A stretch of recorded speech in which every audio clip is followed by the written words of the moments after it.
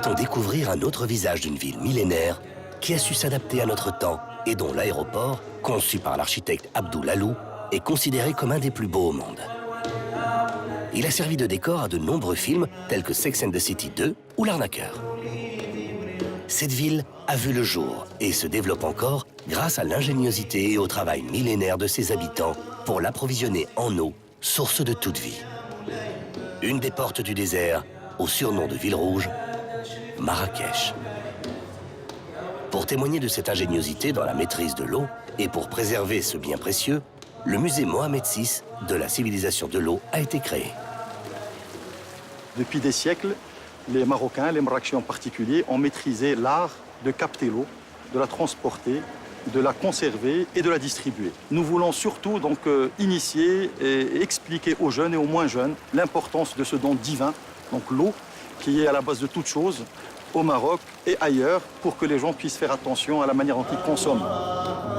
Cette maîtrise de l'eau a permis au souverain almoravide Youssef Ben Tachfin de fonder cette cité en 1070. Au XIIe siècle, le sultan Abdelmounen Al-Moaïdi commande la construction de la mosquée Koutoubia. Son petit-fils y fera ajouter le célèbre minaret, devenu symbole de la ville.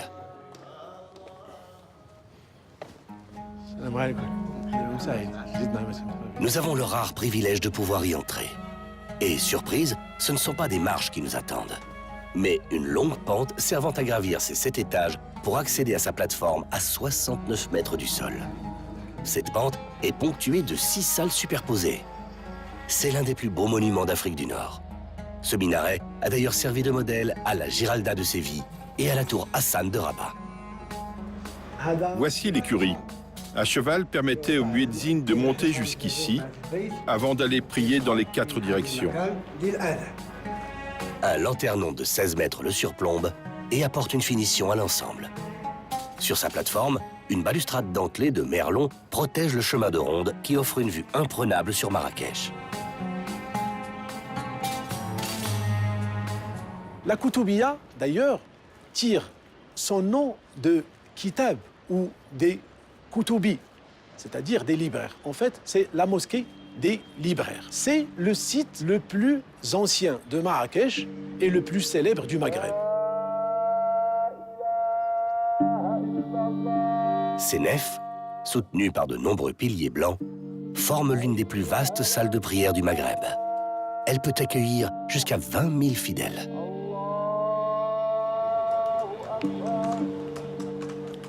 Autre folie architecturale, le palais de Baïa, commandé en 1880 par le grand vizir Sidi Moussa pour sa favorite. Nous sommes dans les couloirs coudés. Nous avons laissé derrière nous le monde extérieur avec ses bruits et nous allons accéder maintenant à l'intérieur du palais. En fait, pour renaître à un monde radicalement différent de ce qu'on a laissé à l'extérieur. Ce havre de paix, trésor de l'architecture orientale du XIXe siècle, fut sauvé du délabrement par le maréchal Lyautey. Il fut le premier résident général du protectorat français au Maroc en 1912 et en fit sa résidence. C'est quand même une configuration de 62 riads, petits et grands, maisons et maisonnettes. C'est quelque chose d'assez unique dans l'histoire urbaine, mais c'est un quartier ou une petite cité à l'intérieur de Marrakech. C'est une cité dans la cité.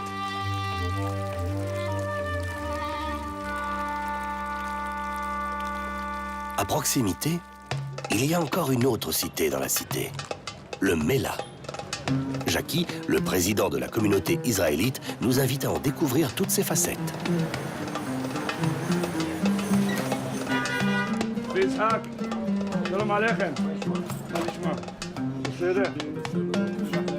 Ce quartier juif illustre parfaitement l'entente entre les différentes communautés religieuses à Marrakech, ville qui compte d'ailleurs une des plus grandes communautés juives au Maroc. Le plus vieux marché du Mela est le Grand Souk des épices, qui occupe une partie du marché couvert. On le trouve à l'entrée, près de la place des Ferblantiers. Il fut construit en 1558 sous le règne de Moulay Abdallah. Pour embellir sa ville, le sultan saadien sut tirer parti du talent de la population juive qui avait fui l'Espagne. En contrepartie, ces nouveaux habitants purent trouver une relative sécurité à l'intérieur de ce quartier cloisonné, à l'ombre du palais royal. Patrimoine historique de la ville, il a été dernièrement entièrement restauré, tout en conservant son activité. Ben voilà, là c'est la Drb Talmud Torah. Drb, c'est la rue du Talmud Torah, de la rue où il y avait la maison d'études de Torah. Et voilà, c'est une rue qui est revenue, hein, qui n'avait plus ce nom depuis 30 années. Et puis on va avancer vers la synagogue. La synagogue Al-Zama date du début du XXe siècle. Son originalité, faire partie d'une série de bâtiments érigés autour d'un patio central soigneusement entretenu. Les peintures et zéliges du patio marient le blanc et le bleu avec raffinement.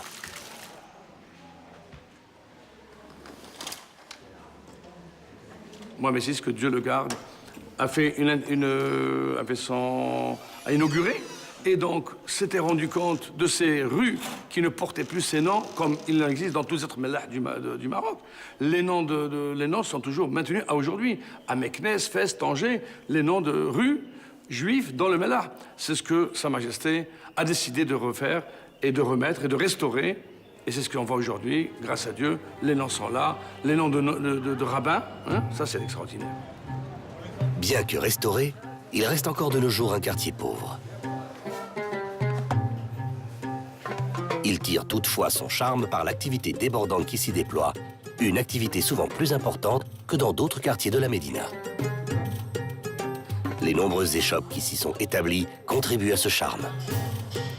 Autre surprise dans la Médina, bien cachée au fond de ces petites ruelles, de luxueuses demeures. Le riad ou la maison d'hôte est une forme d'hébergement traditionnelle avec une architecture purement marocaine. Ils sont généralement plantés au niveau des médinas ou bien des circuits touristiques et sont perçus comme étant un hébergement authentique qui peut offrir une expérience inédite. Donc ce type d'hébergement a connu une évolution importante au niveau de Marrakech. Aujourd'hui, nous disposons de 1300 unités maison d'hôte classées avec une capacité litière de 16 000 lits, soit l'équivalent de 24% de la capacité litière de la destination.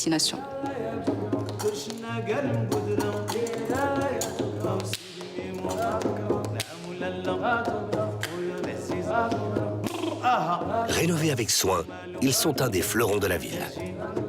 Dans ce riad du XVIIIe siècle, la chaleur et le raffinement de l'accueil marocain est très présent. Sons, couleurs et arômes vous envoûtent. Chaque porte ouverte nous dévoile une nouvelle surprise. Et à propos de rénovation, encore faut-il s'y connaître pour conserver l'authenticité de l'objet. Une formation spécifique a donc vu le jour dans les universités marocaines. Ils vont faire quelque chose de nouveau, c'est-à-dire qu'ils étudient depuis 1 an des objets anciens, ils apprennent à les diagnostiquer et ils apprennent à intervenir dessus pour en assurer la sauvegarde. Donc à travers cette formation méthodologique qui est nouvelle, qui renouvelle un petit peu l'apprentissage qu'ils ont eu, il y a une autre forme de transmission qui est très intéressante, c'est l'objet lui-même qui a beaucoup de choses à nous raconter. L'objet nous dit ce qu'il est, ce qu'il a vécu, comment il a été constitué, comment il s'est dégradé. Et à partir de cette compréhension, on va pouvoir lui apporter un traitement qui permet d'en assurer la sauvegarde. On travaille sur des collections, des minbars qui vont être exposées dans le futur musée Ben Saleh du Marrakech. Et on travaille aussi sur des horloges, des portes, des anciennes portes.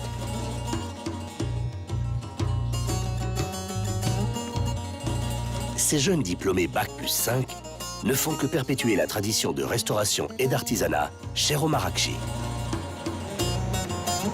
Ce complexe, nommé l'ensemble artisanal, permet justement de voir ces différents corps de métier d'artisans à l'œuvre. Ils partagent leur savoir-faire devant vous.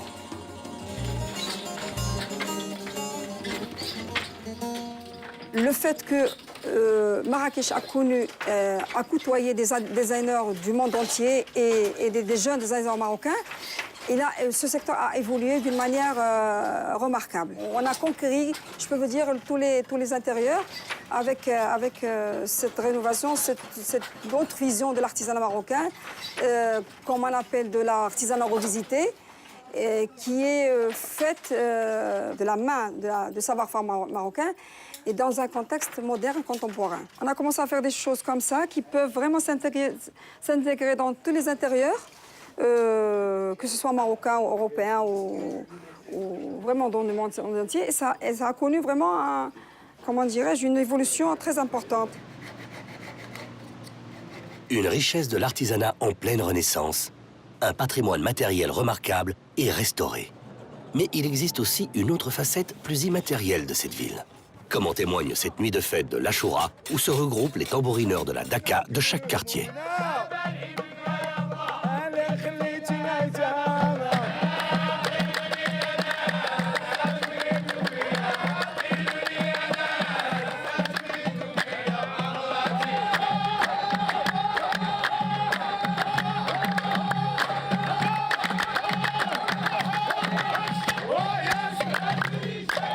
Cet art de la Daka est courant à Marrakech.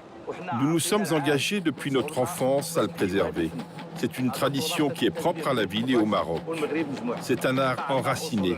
Nous sommes donc tenus de le préserver. C'est un héritage culturel de Marrakech. On ne peut quitter Marrakech sans aller au cœur de la Médina, sur la place Djemma El Fna, qui fait partie du patrimoine oral de l'humanité. Tout comme l'ambiance du désert ne se raconte pas, celle de la place doit aussi se vivre. Une multitude de petits restaurants de plein air regroupent allée par allée les spécialités culinaires de la région. Leurs recettes traditionnelles font d'elles une des cuisines les plus savoureuses du Maghreb, savamment épicée et joliment colorée. Ils investissent son centre en début de soirée et participent à parfumer tous les alentours. Un régal pour les amoureux de senteurs et de saveurs. Soyez bienvenus les amis de Marrakech et de Maroc, soyez les bienvenus.